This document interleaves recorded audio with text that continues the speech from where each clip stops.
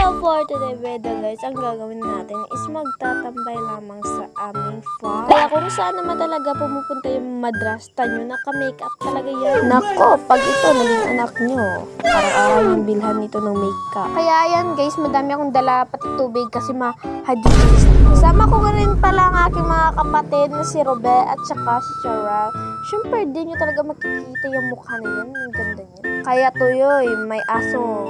Yan guys, may mga aso kami dito. Charity yan namin. Paspas na paspas kami sa paglalakad dyan kasi parang may humabol sa amin. Kaya pinabalik namin yung kapatid ko. Tsaka ako na rin yung nagdala ng balunan. Importante talaga yung balunan kasi may pagkain yan. Hindi pwede wala tayong pagkain. Kaya tuloy, natalang kami. Nagtaka rin yung madrasta nyo kung bakit kayo natatalang. For the goal na rin tayo, guys. Kaya ilang minuto nakarating na rin kami sa aming bahay na magandang mansion.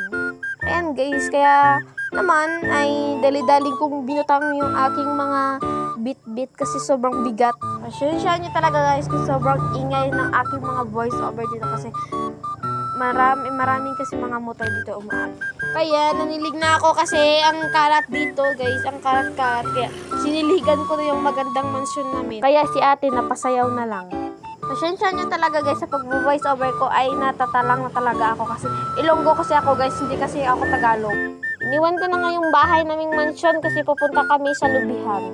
Akyat kami doon, kaya ayan naman yung mukha na yan, di mo masasawaan. Ang germs naman ng kuko ni madam, parang di naka-nail cutter. Yung mga pimples na pati si madam, yun yung mga ate ko guys, at saka yung kapatid ko guys, parang tula lang talaga. Ay nak, di ko alam, may lahi pala silang mga unggoy, kaya ang galing-galing nilang umakyat, pati lubi, inakyat talaga nila. So guys, napipitla ako pag nagbo-vlog. Ay, nagbo-voice over pa. Kaya patawarin nyo na talaga yung mukha ko guys kasi puro na lang talaga yung mukha ko. Mukha ko na lang talaga. Ay nako, naka-makeup kasi yun kaya puro mukha na lang talaga. So guys, sa ano pala guys, hindi pala ako taga dito guys. Taga dito.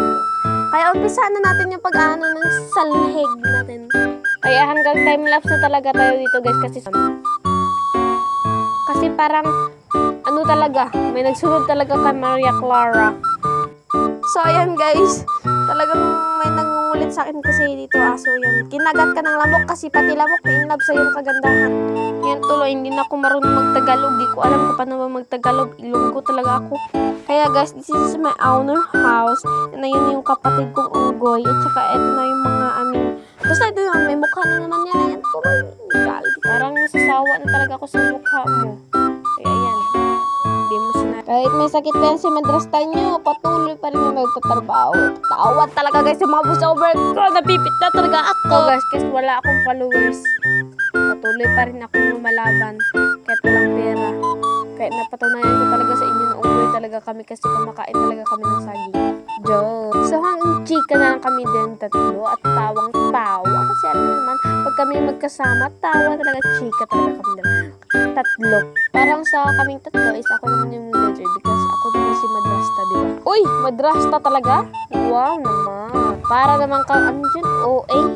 Uuwi na nga yung madrasta nyo kasi sobrang bigat ng dala niya kasi yung kapatid niya naman yung napayahay-yahay. Kaya for the day video, salamat at tinapos nyo. Kaya bye-bye!